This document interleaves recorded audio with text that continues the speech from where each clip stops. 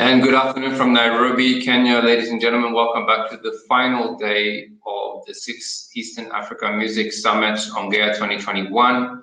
We have been live here for the last 3 days now, since Monday, 12 p.m., 9 p.m. EAT. That's GMT plus 3 if you are watching outside of Kenya. So just like to thank all our partners. Our theme for this year is Fast Forward into the Future. And we're looking at how the music industry and the creative industry has evolved in 2020 and what's in store for 2021 and beyond.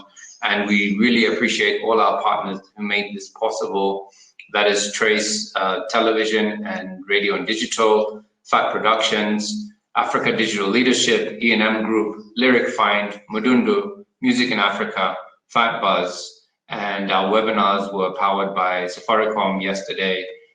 We have the French government, the embassy to Kenya today, and This is Africa is empowering the webinar that's coming up right next. But before we go there, let's have a look back at ONGEA over the years.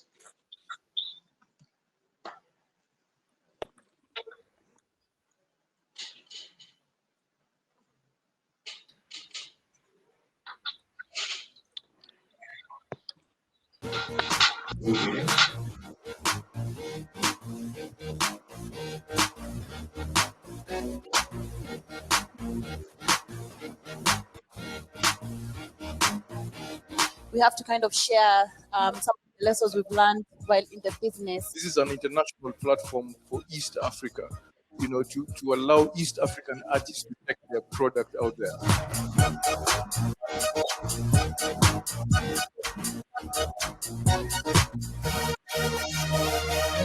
Distribution is strategy. This is not where your client is, where they seated. How do I reach them? Putting this together every year, I think it's the 13th year now, or 14th, if not more. It's very impressive, and I think it's a really good place for the music industry to come together and talk to each other.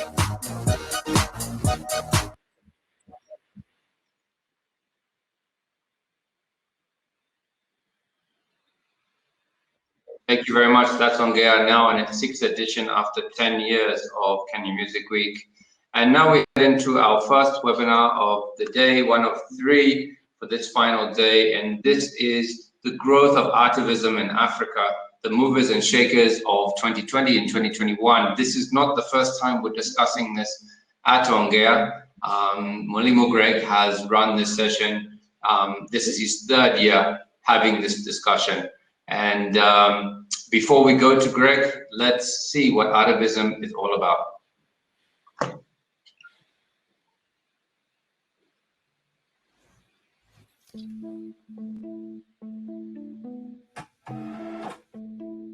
Well, some of Kenya's graffiti artists have become a voice for social change using their art. There hasn't been justice. This is how we described our MPs. If your art is not protesting, then you're not doing art. I can protest in my song. You know, I can protest in my art piece. Issues of ownership, change, transformation. It's really your issue.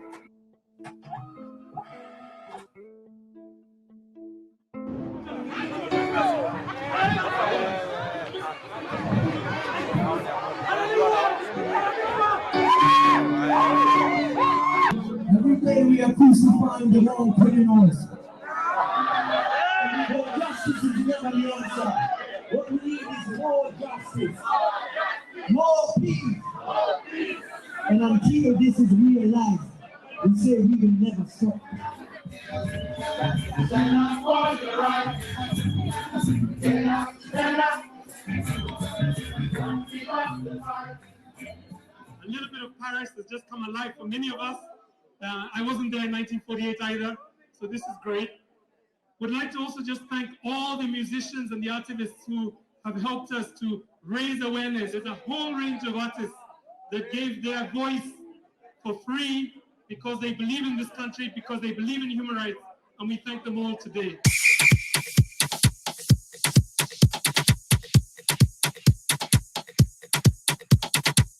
I'm a musician, been around for quite a while. I've been like part of the build-up to whatever is happening now. What we were doing today is we were highlighting on the human rights issues through our music.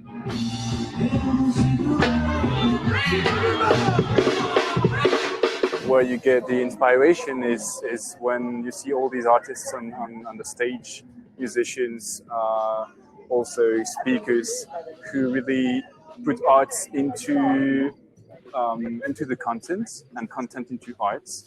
And it's really a powerful message that's given through a powerful meme.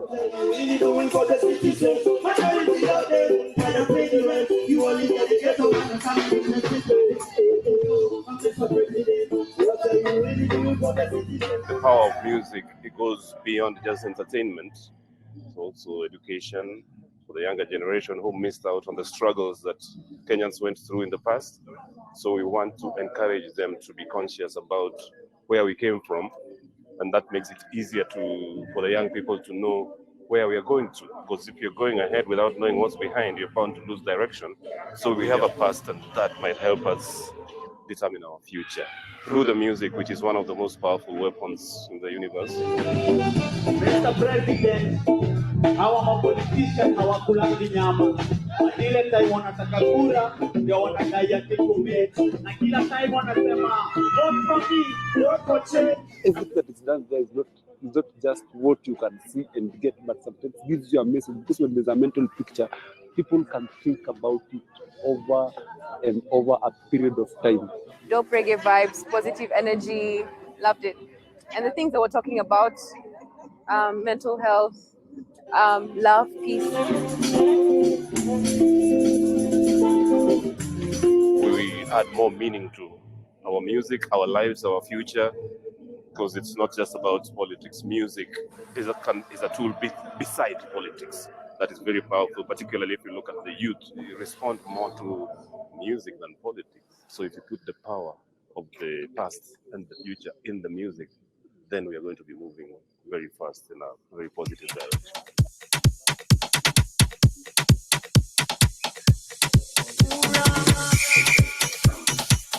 The art performance was, I think, very mesmerizing, and it was intense and emotional, and I really loved that. I've never seen anything like that, actually. And man love to Sioya. She's an amazing artist, and I really admire her.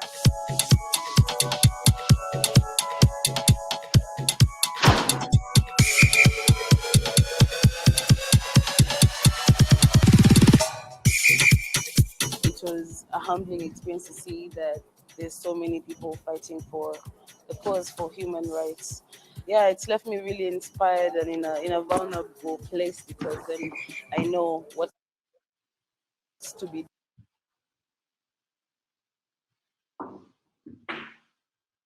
done.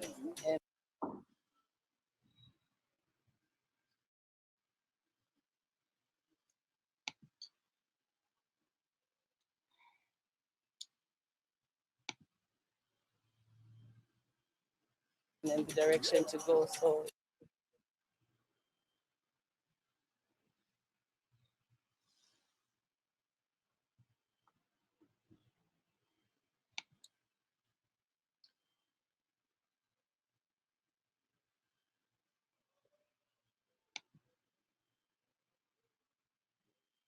yeah, it's a blessing. Give thanks.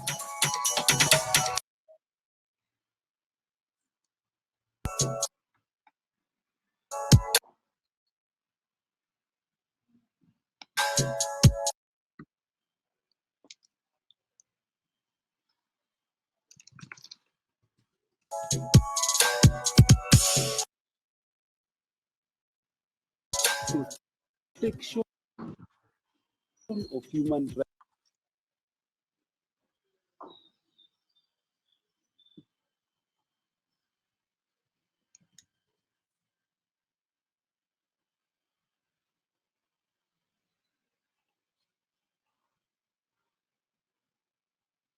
Is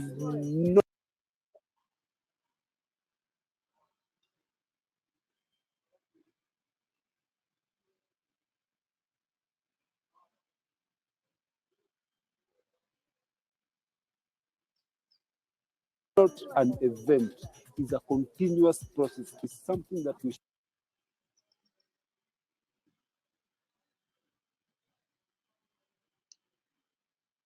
should breathe, something that should happen every minute.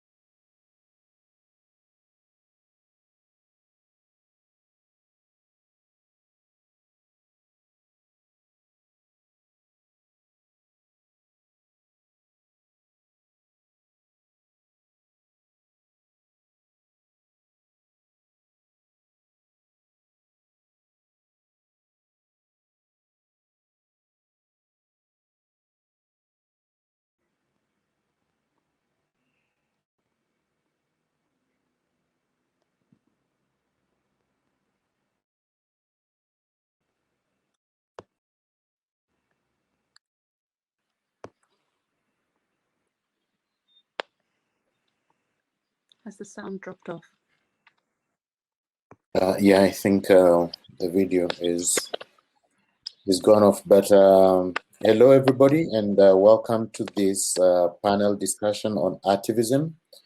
We apologize for any technical challenges and okay, Alsara, can you hear me? Crystal, can you hear me? I can, Greg, yes. Okay. Alsara, please note if you can hear me, or just say back, hey, hello. Okay, Alsara can't hear me. There's a bit of a problem on that end.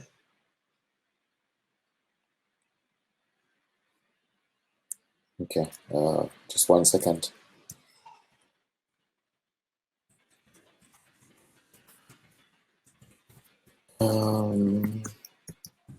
Okay, so just trying to advise Alsara. So thank you very much for joining us for this discussion. We've been having technical challenges to get through.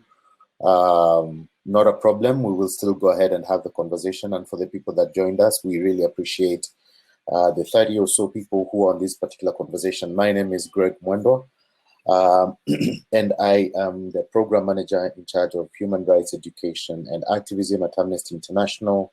And outside of that, I also work with a few other organizations as a strategist and an advisor. And the issue of activism is very close to my heart, simply because I believe in the power of art, in the transformative power of art, but also looking across the continent, we notice a lot of use of art, critical art, to shape our narratives today.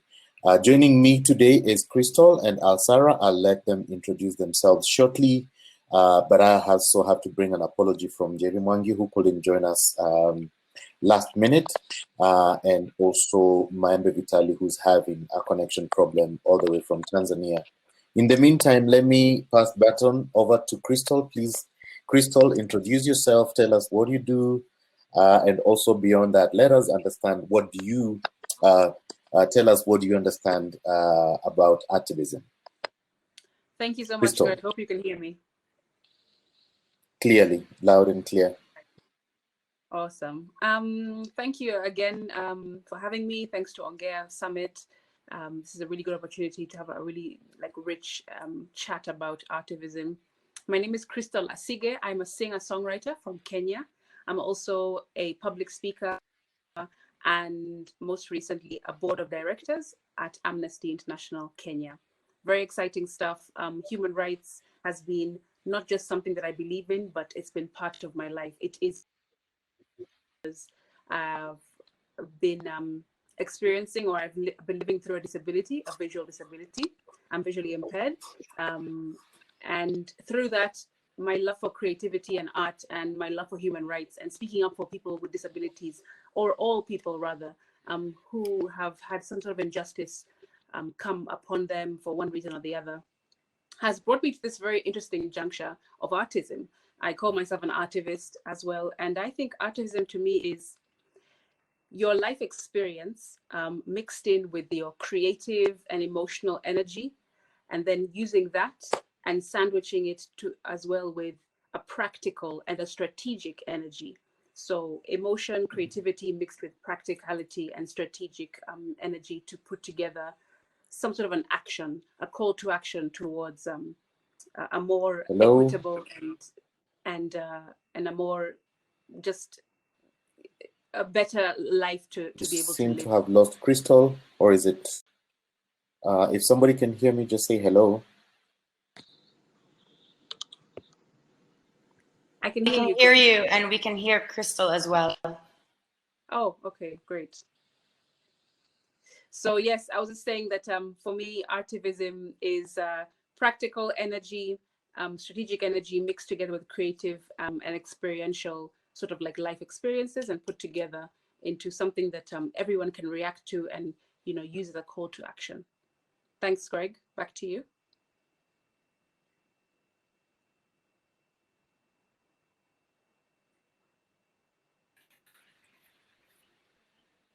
Hello. Can you get me? Yes, Crystal. Greg, I can hear you. Thank you, Crystal. Alsara, could you go ahead and introduce yourself to the forum? You're muted, please. Bring it on, and let's get to connect with you. And it's good to see you once again. It's good to see you too. Hi, everybody. I hope you can hear me well. My name is Alsara. I'm from Sudan. I am a singer, songwriter, and band leader, and also an ethnomusicologist. I am based in Brooklyn, New York, although currently I'm in Nairobi. What's up? I am, so my relationship with the word artivism has always been very strange. So I don't actually call myself an artivist. I consider the role of art to be inherently reflective and inherently archival, whether we like it or not. And so for me, I feel like by default, most of the art we make ends up taking on a political role, whether we like it or not, even if that role is about not taking a stance. That's also it. And for me, I've always seen art as something that goes hand in hand with power. That's why power is always trying to take control over art. And also that is why art can oftentimes be the microphone or the megaphone for relaunching change and establishing a new system. So I guess and as an African woman and as a Black woman, as a Muslim woman who is an immigrant, who's gone through a variety of paperwork processes, I guess I think that my life is inherently political. And so my work is inherently a reflection of that. And I consider myself a global immigrant at this point. And I am passionate about many, many things, but mostly about making room for every kind of person in the world. And starting by abolishing the concept of borders altogether. Mm-hmm. Thank you very much, Alsara. And I think one of the things that I pick from that conversation is the inseparability of power and art and the forever struggle that the powers that be will always want to muzzle art. But Absolutely. I want to go back to Crystal. You know, I just want, Crystal, I want you to scan through the environment where we're living in Kenya, Uganda, Tanzania. Definitely there are productions that are happening. There are artists that, are raising and going into the political direction, but there is also more critical, productions that have been happening. Could you help us just reflect on what is currently happening in the region? What does it mean for us, and what future do you see? Well, first of all, I just want to touch on this word power. Alsara and yourself have just commented on it. And for me personally, I think that usually we find that people maybe inculcate power with like, you know, a dirty feeling, like, you know, some sort of some sort of tactic. But I think that power, we all look for it. Power in the way we live, you know, we want to control the way, you know, we wake up, how we live, you know, our businesses, our state of being, and so on and so forth. So I don't think that the word power needs to be dirty. It just needs to be sort of like put in the right energy, the right focus, that it makes sense for whoever it is that, you know, is seeking it. And yes, of course, power is being manipulated and perverse by, you know, like you said, the powers that be. But back to your question about what's happening, what I feel is happening, and how I see it from my point of view. Well, as a female with a disability, and who is also an artist, and trying to, you know, set up different models in all of those areas, I think right now in East Africa, number one, we're being distracted by art. I think personally, I think the louder types of creatives or people who have a bigger platform, the creators have a bigger platform, are doing the more commercial, the more gimmicky, the more I need attention, I would like attention types of art. When we have an opportunity to sort of really put a message within our art, I think that is what is getting the bigger platform. And number two, I also think what's happening is that there are a smaller minority of us, but still growing, that are using art and trying to inject content with entertainment or edutainment, I like to call it. Education and entertainment put together. There are those of us who are doing the same. And you can see it happening in Uganda, Bobby Wine. You can see it happening. You've seen it like in spots and in little pockets here in Kenya as well. But for the most part, I feel as though right now we are as well in a very PC culture. I think it's like a PC madness of some kind. Everyone's trying to be correct. We don't want to sort of like push on anything. We don't want to lose endorsements. We don't want to lose followers. We don't want to lose brand deals. And so we're trying to be quite comfortable in the way we're sharing our art in our performances, in our music, in our lyrics, in our, you know, whatever sculptures, whatever your creative sector is. And so this PC madness, I think, comes in cycles and circles as well. Generation, we'll see it in history. You'll see in history there is sort of like the crisis generation, which precedes the revolutionary generation.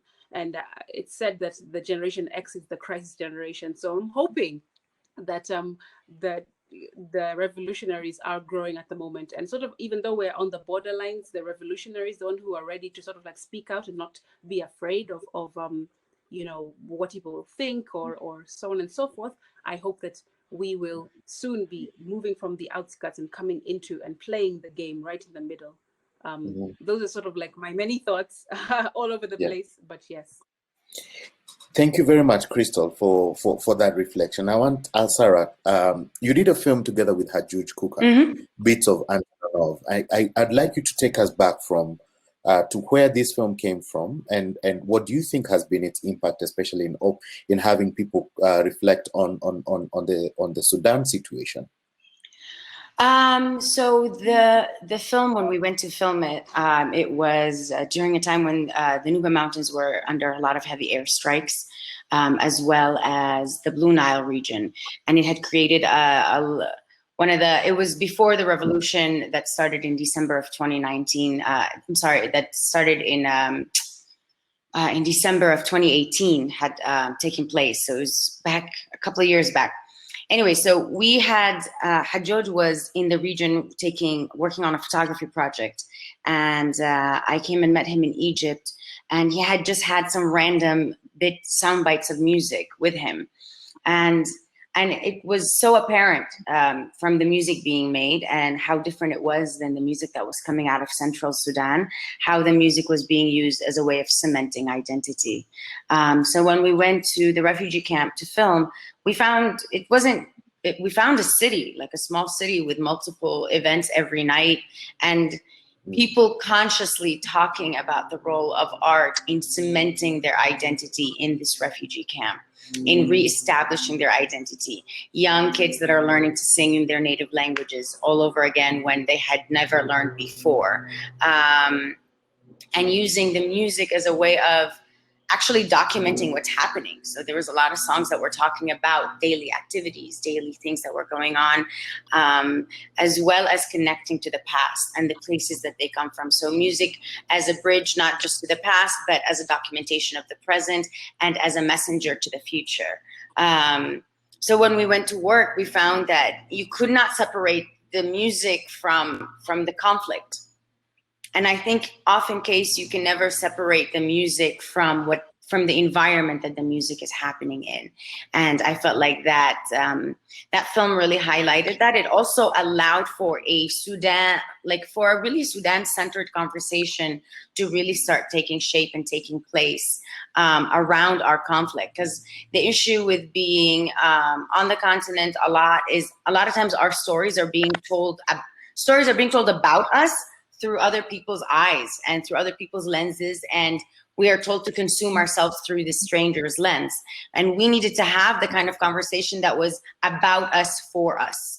And I feel like often art is that tool that could be used to do that most easily.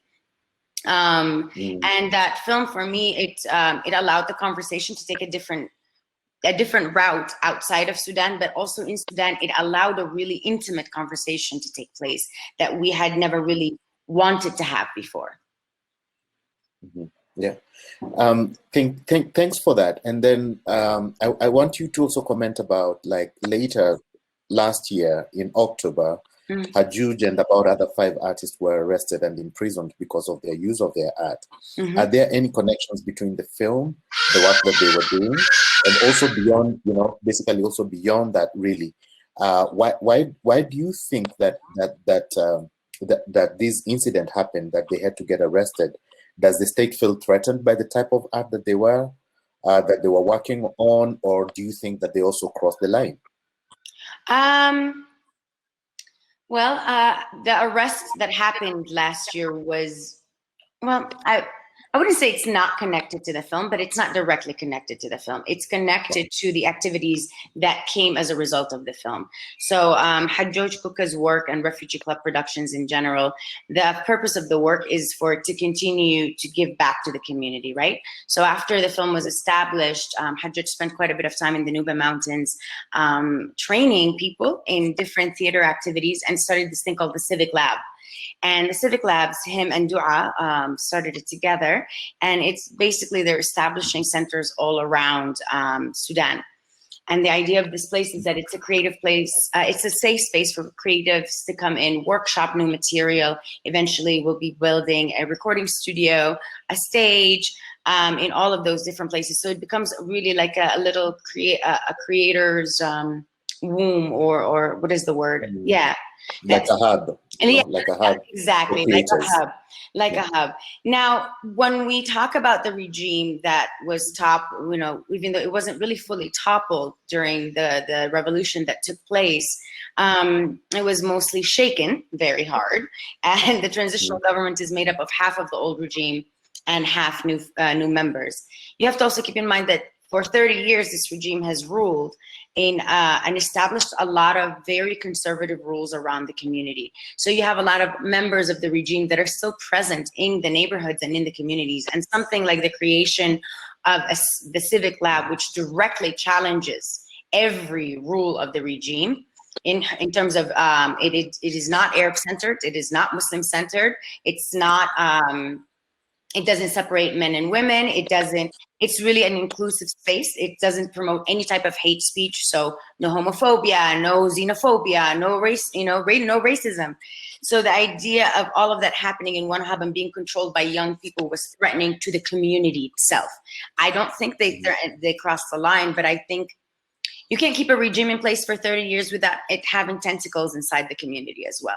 So for me, a lot of the change that we're going through all through Africa in general and in East Africa specifically, and a lot of the work that we do as artists is not just changing the regime, but it's actually changing people and restructuring a community and starting conversations in the community that are about changing who you are on the inside. It's not just the laws.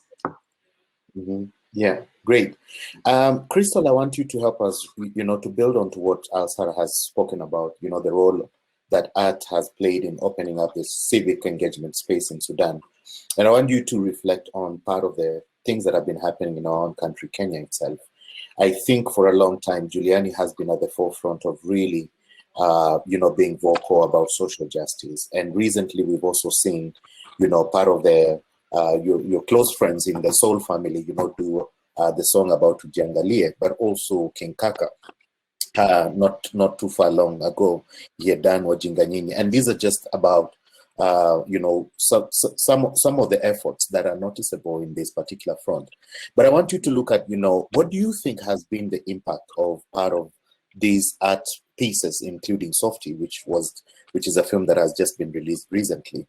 What do you think has been the impact of some of these pieces in the country, and also what do you see are some of the missed opportunities that these art pieces could have had much more impact? Look, it's got people pissed. It's got people angry. It's fanned. It's put a bit of a battery in people's back. I think those examples that you've given, especially King Kaka's most recent one, as you said, we saw a lot of activists on Twitter. There's a word that they call them, Twitterists. I forgot what. But yeah. Yes, I think that it opened people's eyes, those who were not engaging in the conversation, or at least did not know how to express, because as well, art, not everyone can express themselves like artists express themselves. I think we have a really special gift that we've been given, and so the purpose, the way we use it is extremely delicate and sensitive, in that we have to also be, as artists, brave enough and vulnerable enough, open enough to say what's on our mind, because usually, more often than not, it does reflect, like Al-Sara has been saying, what the larger community feels as well, but they don't know how to maybe express. They don't know how to put into words or into picture or into art, into strokes of the brush. So the examples you've given us, I think those artists and other artists as well, other creatives, what they do, what they have been doing is at least starting the fire. Yeah, I'll give an example of a jiko. What is a jiko called in Swahili? In English, I'm not sure. But for example, a jiko, somebody is going to put the jiko on. A stove, thank you. Somebody puts a jiko on, the stove on, and then it's the duty of the next person in the line, to fan that flame. And then it's the duty of the next person in the line to now put the ingredients, the strategy, the practical part that I was talking about, into a sufuria, into a pot, and put it on the flame so that, things can start bubbling and finally, come out into something that's transformational, something that is that it will change, the landscape, the environment. I think that we all have a part to play. As Shakespeare said, all the world is a stage and all of us have our role. We all have our role. And I think the missed opportunities in these examples are that we, okay, when I say we, I am the artist and I am also the society that is consuming the arts, but the wider society, the wider population, miss the part where it's time for you to then fan this flame that the Sauti Souls and the King Kakas and the Giulianis have, been able to be vulnerable enough to start. Okay, it's up to you to then say, okay, now it's our turn, and then continue to pass the baton on and on until we start creating a movement. Because nothing will happen. You can't just expect the artists to do everything. Our part, we have played it. And now it's for everyone else to reflect, okay, what can we now do? And also another missed opportunity I would say is that maybe as artists as well, or rather as the population in general, maybe we don't give, or we don't give clues rather on how to then move this action along, the call to action. How do we move people from watching and listening and consuming and understanding and getting emotionally connected to our art into them moving into action? That I think is the gap. How do we move from A to B? Because many of us at the moment in East Africa, and also just Africans in general, we're very conditioned to be people who are, who repress things, who suppress our feelings, suppress our emotions, don't say anything, listen to law, listen to rule, what is good for you is being told to you, you know, unlike the West, maybe where Alsara is from or is based in New York, for example, where maybe people have more agency to be like, you know what, I feel like I want to do X, and I don't fear as much as maybe others do, you know, moving into action on this particular topic. So I think as a people in Africa, we're conditioned that way, and therefore we are missing that part, that connection, moving from watching something, doing something, to actually doing something about it. Wonderful. Thank you so much for this. And I think I picked the opportunity. I mean, I think what I pick from that conversation is we have a missed opportunity in artists and other activists and other people out here working together. And I wonder how we can practically try to solve this, because the musicians will do a great job in mobilizing, in creating the imagination, in capturing what the future or the present could be like, you know, but that they cannot work alone. Once it gets there, I do think that there's an opportunity for the civil society and other institutions, and also beyond that, other movements on the ground, whether it's feminist movements, whether it's civil rights movements, you know, to pick, you know, and breathe life into this music, into this particular art, and take it to impact level. And I hope we can, you know, sort of do better in moving in that particular direction. Thank you so much for that. And also thank you, you know, Alsara, because Bit of Antonov was such an eye-opener and a space opener into this space.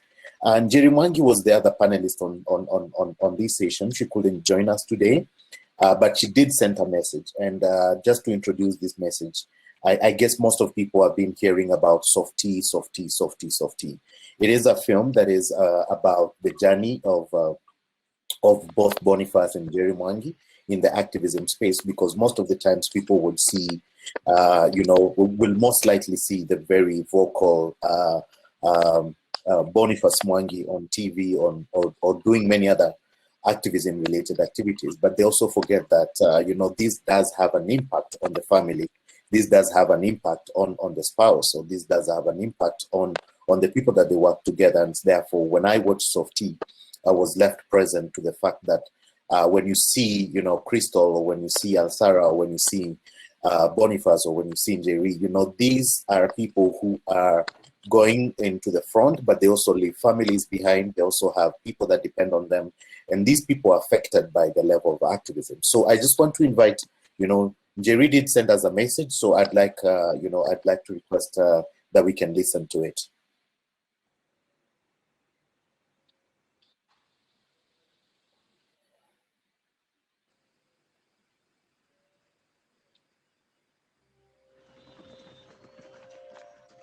My father who was in heaven, my dad got hurt by the police. Please tell him to get a better job. In Jesus' name we say amen. Amen.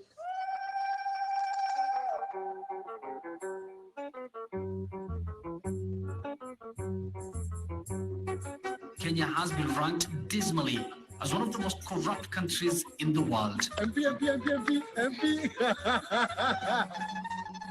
You have a right.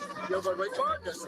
Boniface Mwangi, folks. This young man is, one word, fearless. Why are you arresting me? Why are you arresting me? What have I done? What have I done?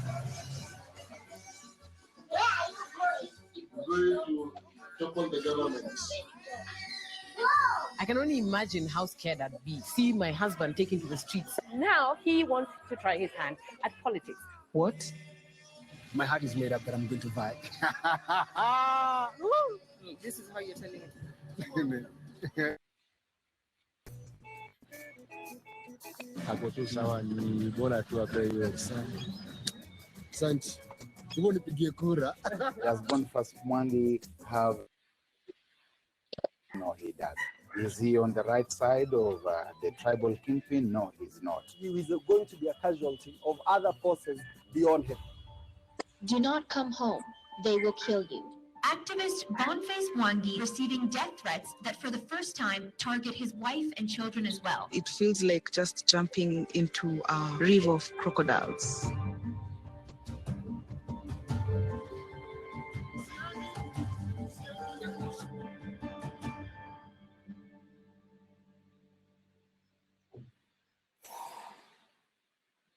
right, then Jerry left us a message, so let's listen to it.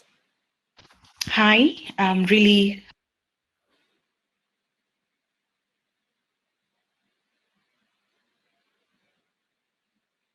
happy to be here. My name is Njeri Mwangi. I'm from Nairobi, Kenya, and I work with artists who use art for social change through, music, dance, poetry, because that's a weapon of change. Why we do this is because we believe that art is the last frontier, and we as artists are a mirror of our society. The way that we can mirror what's happening in our society, we can share what's going on and try and change our communities through the power of our art. My definition of Artivism actually is just a fusion of the use of art and activists. So when artists agitate for change and work with activists or work on their own, then for me, that fusion of art and the fueling for change forms the word activism. For me, the resources that are within our reach are a growing community of artists who are trying to work together, because the power of collaboration is everything. So we have artists coming together in Nairobi and in different parts of the country, in the different counties, and that makes a big difference. So that is the greatest resource that is within our reach, that artists need to come together and work together. We have partners in Uganda, we have partners in Zimbabwe, Tanzania, Sudan. And for me, that getting together and learning from each other, what mistakes are we making? What are we using? What forms of art are we using that are causing change is the greatest resource that we have. Also, I think just knowing that we are stronger together, it's a survival skill, and the only thing that we have to fear is fear itself, right? And by so doing, if we're afraid of fear, then we cannot isolate ourselves. We cannot afford to isolate ourselves. And in that sense, then we need to join a community of artists so that we're not isolated as individuals in our forms of art, in our forms of expression. That way we can lift each other up. We can lift each other's messages up. We can learn from each other. We can share in the resources that are available, whether it's money or opportunities or trainings or masterclasses, all these kinds of things. So we need to stand together, because in standing together, then we are strong. So my urge would be that we just join a community of artists, find one, join one, and be active in it. You must participate in your own rescue. And by so doing, that means you continue bringing out, creating art, and you work with other artists. The story of Softy. So Softy is a personal story. And I say personal because it's my story, the story of my life, the story of my family. And it's about a family that is struggling to stand for what we believe in and to get a balance with all that we are dreaming for. It's a story of love. It's a story of love between a man and his wife, and a wife and her husband and their children. It's a story of love for our country and the things that we aspire, the difference that we want to see. It's a story of love. It's a story of change, because we are trying to live out the change that we want to see. And we realize that this is not something that we can do on our own. It's not isolated, because in that struggle, you see, well, my family is struggling to balance the agitation. You see my family is struggling to fight for justice, and the cost that it has on us as individuals, as a couple, even on our children. And what's the saddest part for me, even as I watched my own story, was seeing the impact that it had on my children, or that it has had in my children, because they're also affected by the struggle, because it's not just my personal struggle, it's not my husband's personal struggle, but it's also their struggle in a sense. They may not acknowledge it now. And it's a couple's story and aspirations for a better life in their own country. But what Softy is not just the story of one family. It's not just the story of one man and one woman and their kids. It's the story of many men and many women all over the country, all over, Uganda, in Zimbabwe, in Rwanda, in Ethiopia, in Tanzania, in Congo, in Sudan, stories that we are familiar with, but also many more stories that we may not be familiar with. As we all know, there are people in our countries that are fighting and struggling to bring change in their spheres of influence, whatever those spheres of influence may be, that are speaking truth to power, that are pushing back against injustices, against killings, against all manner of injustices, really. And so Softie is the story of those families, and portrayed in the story of my family. And what Softie is your personal story as well. If you haven't watched it, I urge you to watch it. Just go to our website, www.softie.com/watch, and you will see where you can watch it. It's showing in Uganda and in Kenya and in South Africa.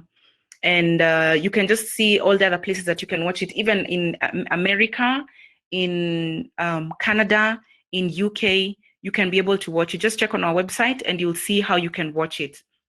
So it's a story that is necessary, and one that I think, when I think about it, I'm like, I would rather die on my feet than live fighting on my knees. I mean, I would rather fight on my feet than on my knees begging. So really, it's a story about what we need to be doing and what kind of people we need to do. When you think about it as a form of art, for many conversations, very necessary conversations in our time. It's enabled not just in Kenya, but regionally and globally, about what we are each doing. What is our personal, individual contribution for a better country? The change that we want to see, what is the change that you want to see? What are you doing about it? How can you actively participate? Like I said earlier, we need to participate in our own rescue at our own personal level. Why now?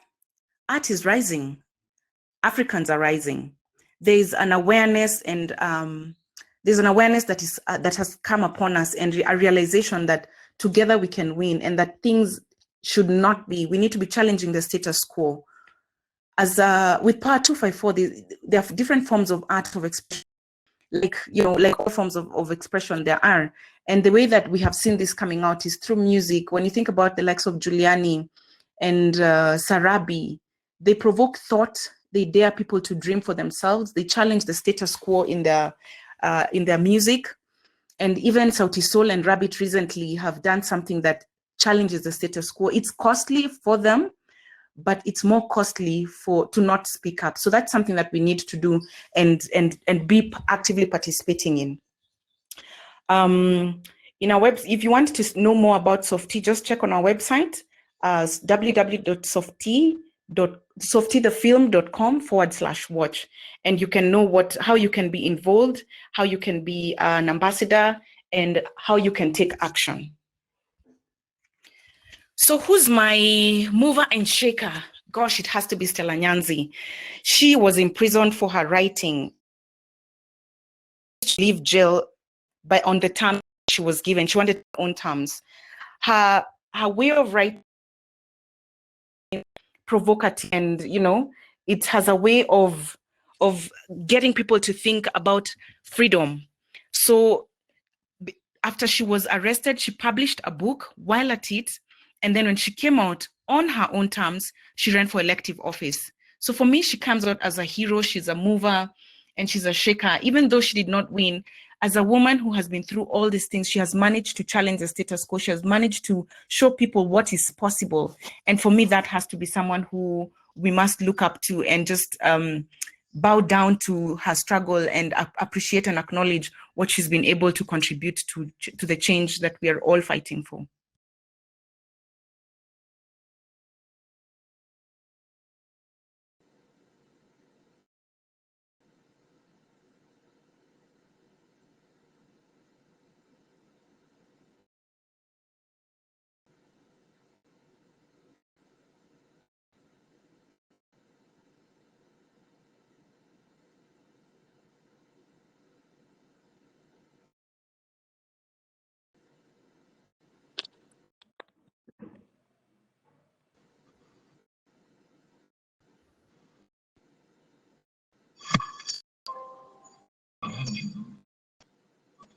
Sorry guys, we unfortunately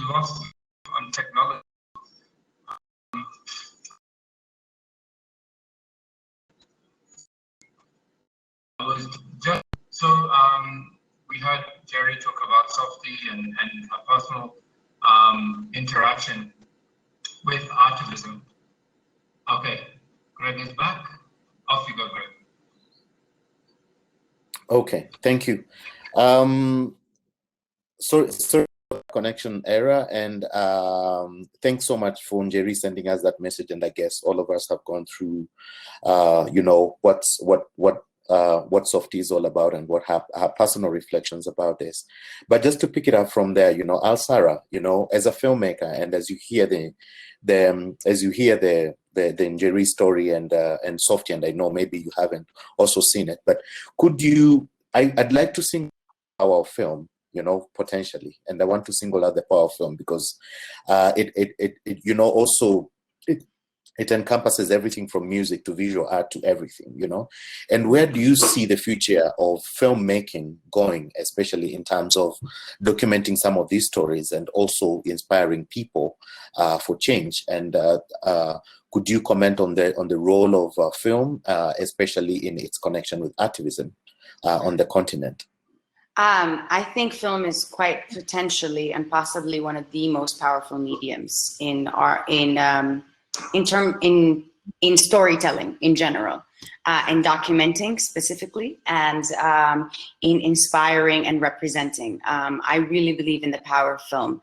And I think as we are moving, as we become more technologically independent, on the continent, and I think as we have better and better access to Wi-Fi and to generally technology, we are decentralizing the production of film, of music, of art. We're decentralizing it from the West and moving it hopefully to our own hands and our own labs. And to me, you know, so for me, I think especially, I'm gonna even like bring it, especially watching the last 10, 15 years of the rise of Nollywood, a film industry based in Africa on the continent that actually used the black market in the beginning, and the fact that bootlegging was a thing, used that to launch and establish itself as an industry, and then started talking about copyright infringement. So the entire approach to the way the industry rose was very non-Western. And I find that to be really inspiring and really a telltale sign of where we can move as artists and as filmmakers on the continent, as artists in general, having access to our own equipment, having access to our own editing tools. It's made the production process cheaper. And when you make it cheaper, you're equalizing it more, because the issue with filmmaking until very recently is that it is very expensive. And as a result, it becomes inherently and automatically classist. And so when you have people where like, I need to choose between paying, you know, having running water or making a film about my struggle to have running water, I'm gonna just go get some water. Like, you know what I mean? And so like, but now it's like, you can make entire albums on your phone, you know? For me, like the idea of the fact that we're selling and distributing music now through our Bluetooths and through our memory cards, all of this is extremely inspiring to me, because what it says to me is that we are now consuming our own stories that we are making about us. So all I'm waiting for is for that to just become more and more and more. Okay, great.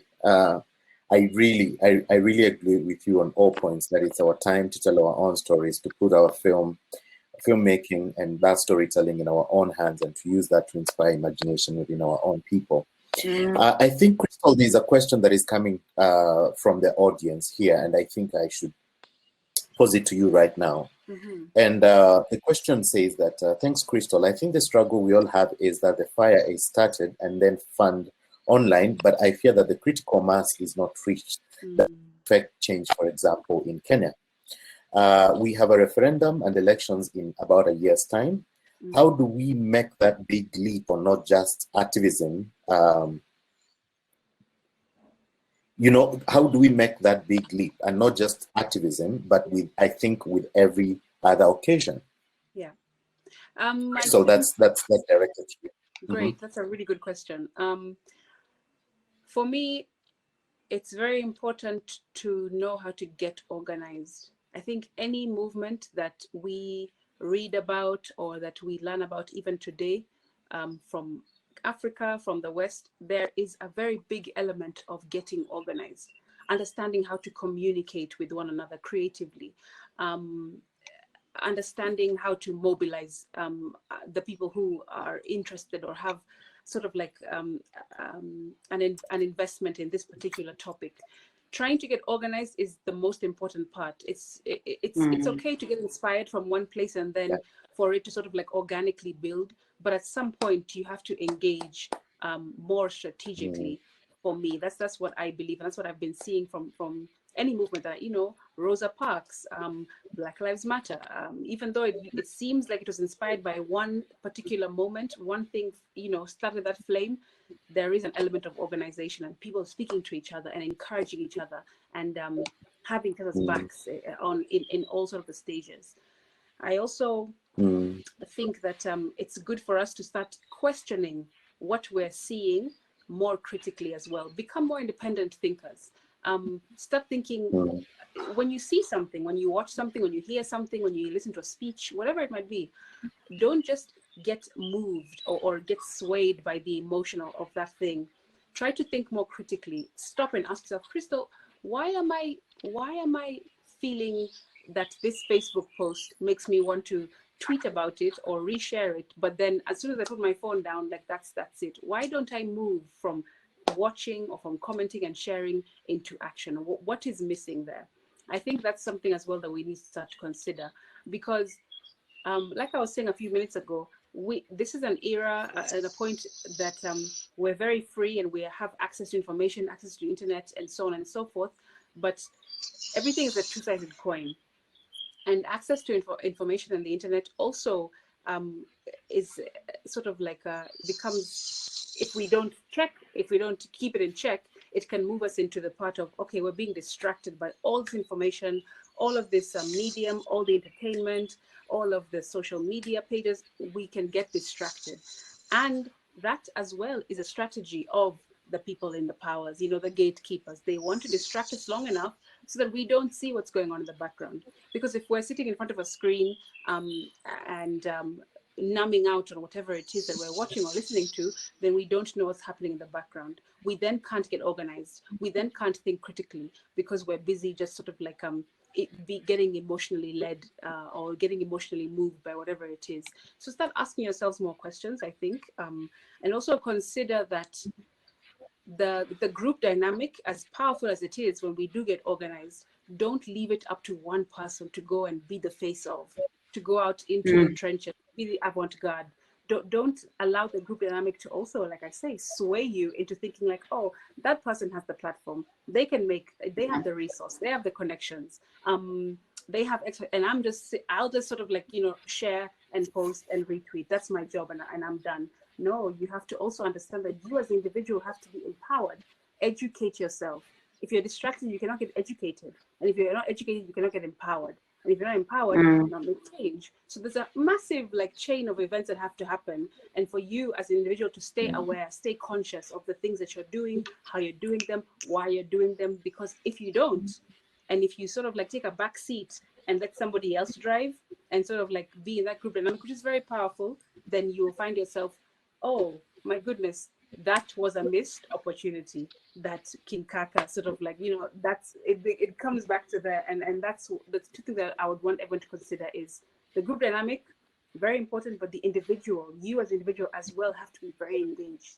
And then second of all, don't get distracted about what's going on. Ask yourselves the critical questions and figure out a way to move into action, tangible action, not just online. And before you even conclude this, what do you I mean, and I'm glad that we have a board member of Amnesty International, and I'm sure you know of many other organizations like this. What unique role do you think that they can play in, one, expanding the space for freedom of expression, but also mitigating some of the risks that are associated with, you know, artists speaking their minds freely? Mm-hmm.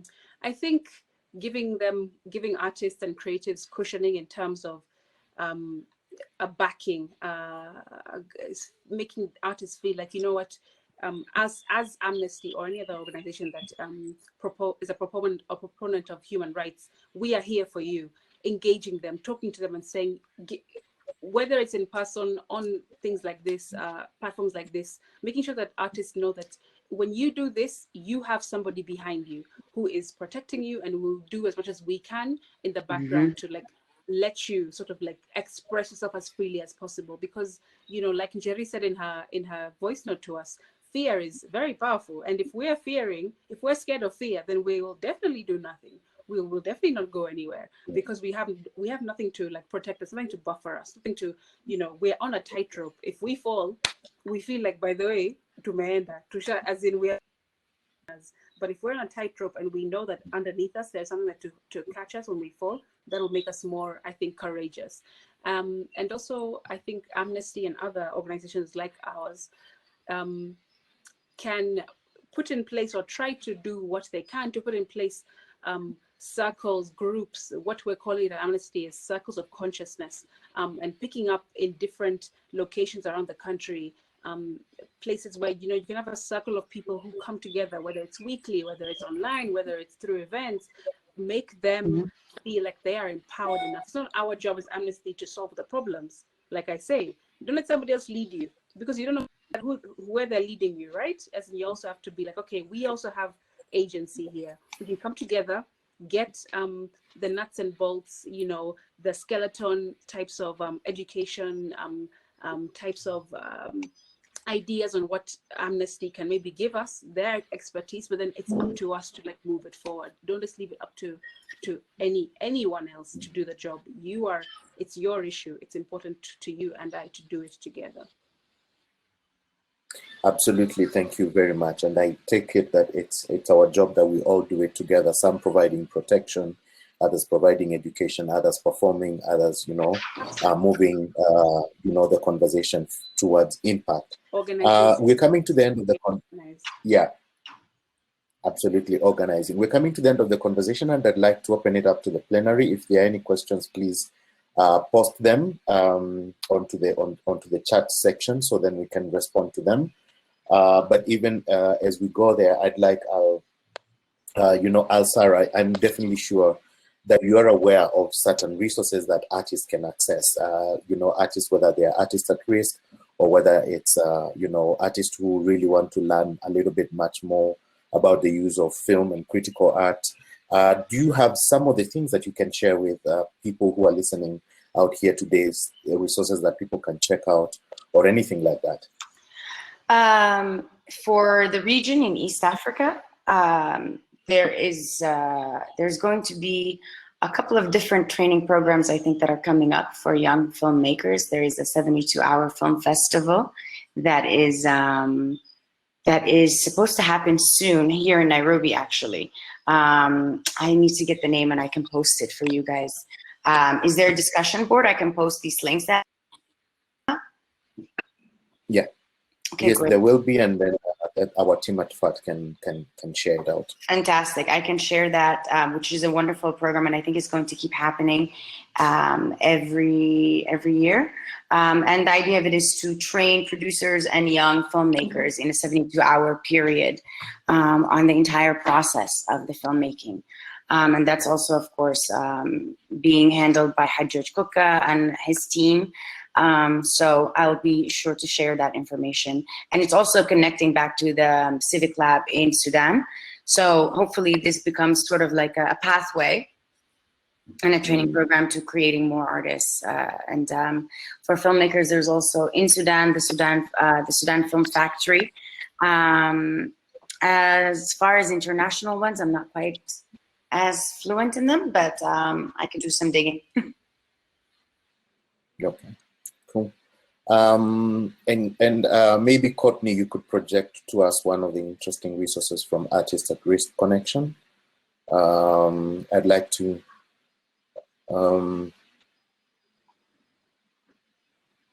to share just a little bit on this particular resource. Let me just project it. Can you guys see my screen? Yes. Great. So this is one interesting resource that I've come across. I'll share. I'll have Courtney share the link at the end of the conversation. But it's a booklet that speaks about a safety guide for artists, and it is quite well researched. It comes from Artist at Risk Connection, which is a PEN America project, and just looking through, what it basically contains. I'm not going to go through all that, but it does have.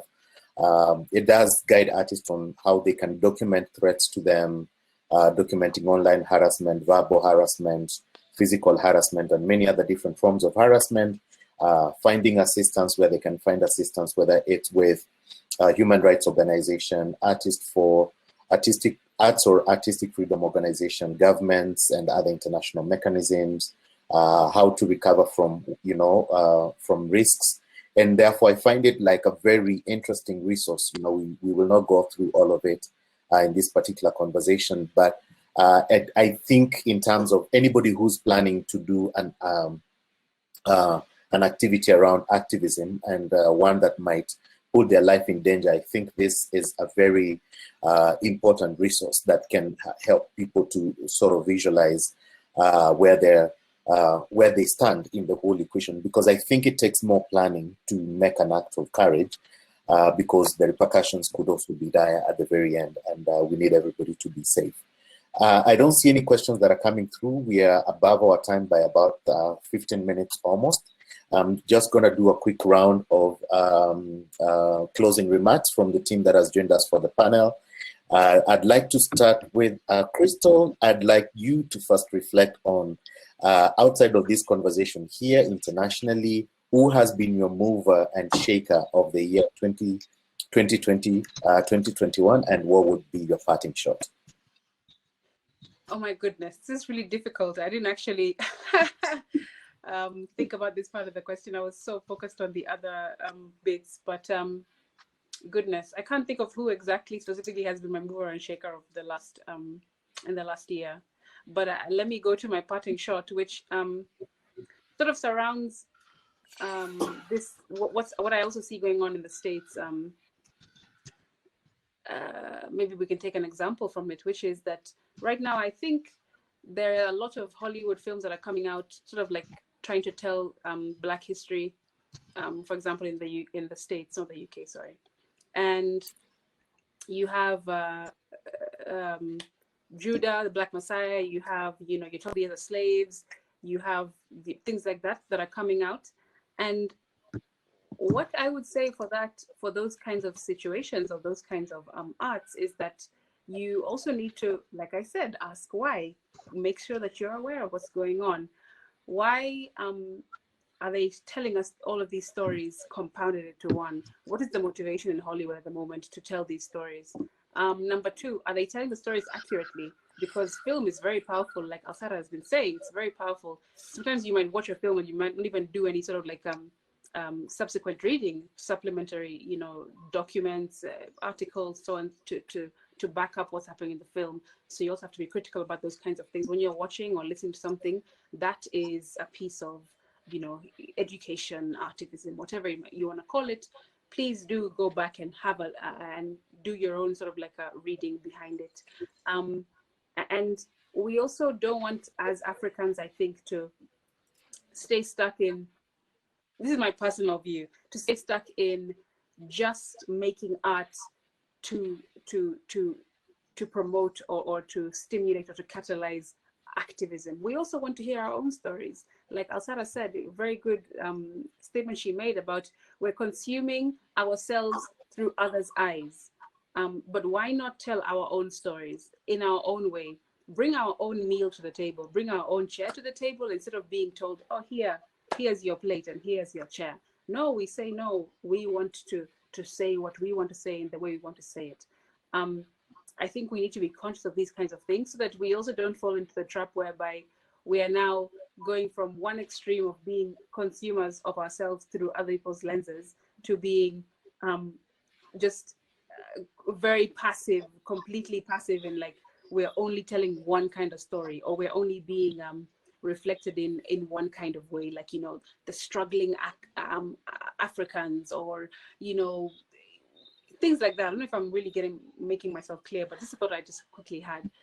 That's sort of like my parting shot. And of course, platforms like this, ONGEA Summit, which comes every year. Amazing thing that you're doing, this particular session that you carry out like the last 3 years, Greg. It's really important to have many people come and speak, and not just today we had women, fantastic, I love it. But you know, different people who also represent different parts of our population. So we can come here, mix and match, we have a melting pot of ideas, and people to go away and act on them. Yeah, and act, not just for this to live online, but to actually make it move into some sort of transformation and change.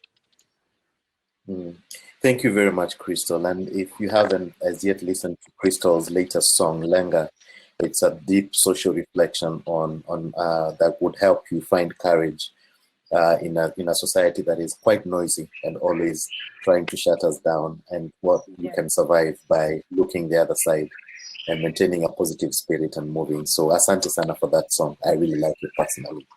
You know. Thank you. Good. Alsara, before we conclude the event today, who moved it for you in 2020, 2021? Ooh. And what would be? Well, I would have to say, I think the work being done at this lab by all young up-and-coming artists has been really, really inspiring for me. Also, the work of folk artist Toshi Regan, who's based out in the States. She has a Black opera based off of Parable of the Sower and the Butler, and the timing of it could not have been more impeccable than 2020, because Parable of the Sower is really about, basically it's about the apocalypse and who do we want to become as a humanity. So that was really, really, those, I would say, yeah, those two segments are the most inspiring and are proactively living the change that they want to see. Toshi, through the work she does and the way she creates community, is almost church-like. And then the Civic Lab, the way they bring community together is almost church-like. So I'm really interested in this network, in this idea of creating a global network, you know, where we are, like you said, like Crystal said, coming together and really learning from each other and really organizing and understanding that everyone has a different role in different things. I've been really inspired by people in different mediums. Poets have been really creating tender spaces the last year. For me, the Sudanese poet Safi al-Hilu has been a real mover and shaker, and it's really given a lot of space for the amount of emotion that sometimes you need the minimalism of poetry for, because it's so vast at the same time. So, yeah. Yeah. Thank you very much. And I'm also inspired by the work of Monit Nesfin, working with immigrant artists and pushing that forward, you know, from back in the days of the Nile Project. So I'm really encouraged to see continue to push in different dimensions. I think that immigrant artist project is quite interesting. Yeah, the Nile Project was a very powerful project. And McLeod is still carrying on with a lot of this work in the Bay Area, in San Francisco, in her localized community. So it's been beautiful to watch and connect with that immigrant group of musicians from all over the Nile, and really redefine how we want to look at ourselves and our global and our community. Like, is it local? Is it geographical? Is it bigger than that? Yeah, great. For me, who made it, who moved and shook it for me, I think I have two people.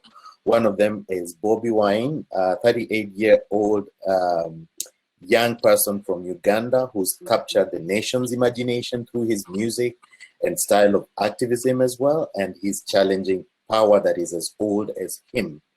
I think that is commendable, whether people call it sloganeering for what he's doing.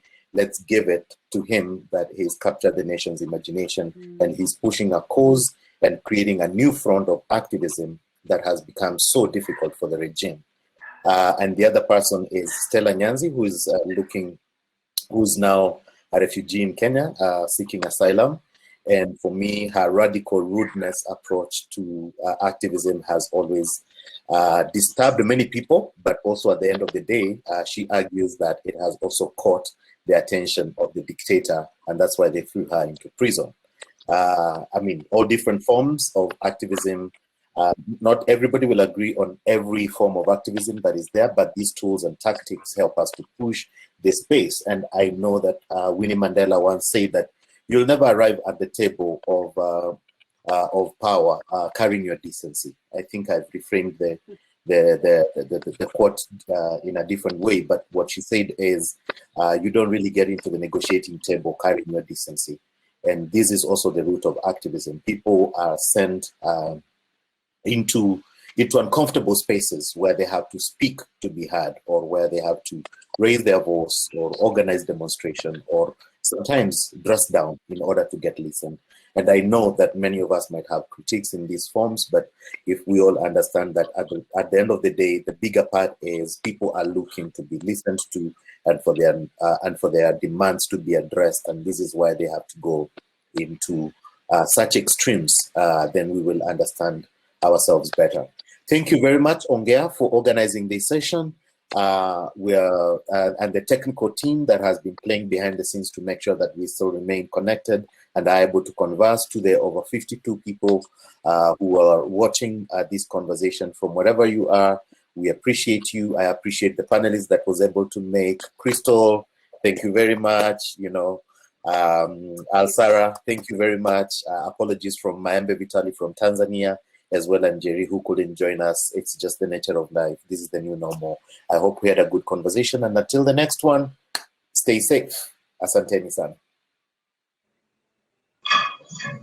Bye. Thank you, Greg. Thank you, Alsara. Thank you, Jerry, for sending your message through. Thank you, Maembe, for participating with us from Tanzania. So, ladies and gentlemen, thank you so much for joining us. We are now going to switch our broadcast to the showcase stage. Stay with us, don't go away. Coming up after the showcase is all about credit for creative industry. We have Roy Kitai from Art at Work. We have Kenya Bankers Association with us. We have culture funding works as well. And then we also have Financial Sector Deepening Kenya, FSD, with us to tell us all about what is available to creators in Kenya and Eastern Africa for credit. So don't go away. Coming up on our showcase is Crystal Asige, who you saw with us during this panel, and Koyu from This is Africa. Enjoy.